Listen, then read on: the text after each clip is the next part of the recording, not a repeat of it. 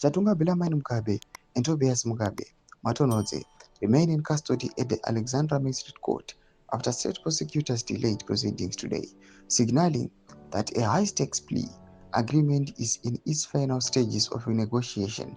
The two men, linked to the late Zimbabwean strongman Robert Mugabe, saw their legal strategy collapse last Wednesday when they abruptly withdrew their bail application following the discovery that they were residing in South Africa without valid documentation.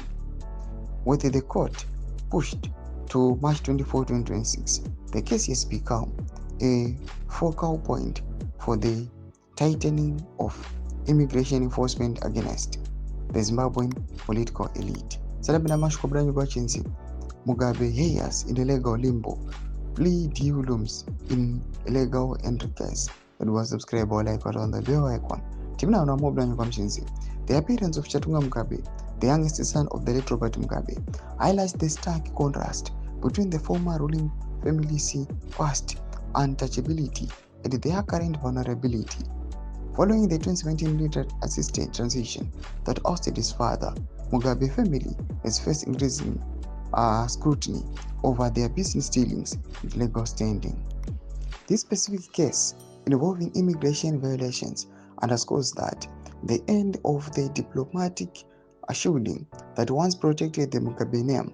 According to the Department of Home Affairs statistics, South Africa has ramped up deportations and prosecutions of undocumented foreign nationals, a policy that now appears to be reaching even the most high-profile figures, signaling a shift in the regional power dynamic where the Mugabe privilege no longer holds sway in Pretoria's courtrooms. Toma developments aripo muri Zimbabwe.